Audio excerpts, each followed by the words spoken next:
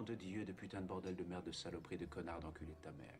Et non, chers auditeurs, ce n'est pas Macron qui s'exprime ainsi, mais Lambert Wilson dans Matrix. Donc, chers amis, putain, bienvenue dans la polémique honnête de merde du jour, con. Désolé, chers auditeurs, pour cet assaut d'inqualifiable grossièreté, mais j'essaye de me hisser péniblement, petit à petit, au niveau de la pensée complexe de notre bien-aimé président, bordel. Ah, ça y est, j'y arrive. Vous l'aurez deviné, féru d'actualité que vous l'êtes, c'est du bordelgate dont il est question aujourd'hui. À ceux qui auraient passé ces derniers jours loin de leur télé, de leur radio ou d'internet, petit rappel des faits. Nous avons donc Macron en visite en Corrèze qui se lâche. Il y en a certains, au lieu de foutre le bordel, il ferait mieux d'aller regarder. Oui, mais ils peuvent pas avoir des fois ça va, parce qu'il y en a qui ont les qualifications pour le faire. Hein. Alors j'en ai déjà abondamment parlé, entre les fainéants, les illettrés, les alcooliques ou ceux qui ne sont rien, le président de tous les Français affiche son mépris de classe, son mépris pour tous les beaufs qui n'ont pas voté pour lui, en somme, les électeurs des M&M's de l'opposition, Marine et Mélenchon. Son programme fiscal montre d'ailleurs bien à qui vont ses préférences, à ses collègues de la finance. Je ne vais donc pas m'attarder sur ce point. Non, le plus grave dans cette histoire, c'est, comme le souligne Bernard Accoyer sur Public Sénat, est une méconnaissance complète de ce qui se passe dans cette partie désertifiée de la France, autour de la Creuse. Autour de la Creuse et ailleurs. Dire à des employés de plus de 50 ans qui n'ont qu'à bouger 200 km pour se trouver un boulot, c'est donc pire que du mépris. C'est de l'ignorance de ce qui constitue le quotidien des vrais gens, comme nous l'explique ce Sandan de GM1S au micro de nos confrères de France 3 Limousin. Avec des raisonnements comme il a, les maisons en Creuse ne valent rien. Je vais vendre ma maison pour une bouchée de pain. Je vois pas son raisonnement, ça, c'est complètement stupide. Il connaît vraiment rien à la vie. Lui, il a vécu que de belles choses et tout.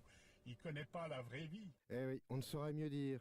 Et pourquoi donc notre méprisant de la République affiche-t-il ainsi sa méconnaissance totale des dossiers et de la vie des Français? C'est encore Bernard Accoyer qui nous donne la réponse. Je pense que il a prononcé de cette phrase de façon pas aussi innocente que cela. On voit bien qu'il y a des micros à proximité, qu'il regarde plus ou moins la caméra. Eh oui, bien sûr, c'est pour de bêtes raisons de communication. Tout est calculé. Entouré de micros et de caméras, il répond au président de la région Nouvelle-Aquitaine, Alain Rousset, qui lui parlait d'une fonderie en quête d'ouvriers. Le tout après avoir jeté un œil aux caméras pour être sûr que ça filmait. Et bien sûr, la polémique enfle sur le mépris du Roi-de-Soleil ou sur ses propos qui auraient été mal compris. Bon, alors pour ça, c'est Bruno Roger Petit qui s'y colle dans un tweet des plus maladroits.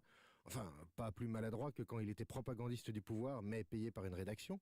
Tweet donc où il parle de propos sortis de leur contexte. Alors que non, en fait. Et bien sûr, tout le monde de se demander si un président a le droit de prononcer bordel. Merde, putain, chiotte. Alors que Sarkozy avait déjà ouvert la voie avec son célèbre « Casse-toi là, Le propos visait à affirmer le franc-parler de Macron, l'homme qui parle sans langue de bois.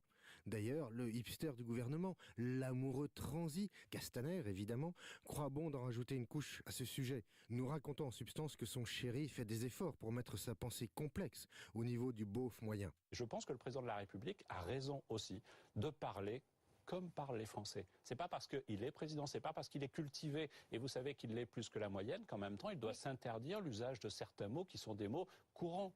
Bah oui, Biquet, ton président il est plus cultivé que la moyenne, mais il est surtout plus retors. Après avoir tenté le registre olympien et la parole rare, il tente autre chose, et tout le monde tombe dans le panneau, moi le premier. Alors que pour faire parler de lui de façon honorable, il y aurait suffi de se rendre aux obsèques de Morane et Laura, les deux victimes de l'attentat islamiste de Marseille. Mais pour ça, il aurait fallu qu'il s'intéressât à autre chose que sa petite personne. Aucun risque. C'était Stanislas Tarnowski pour Radio Sputnik.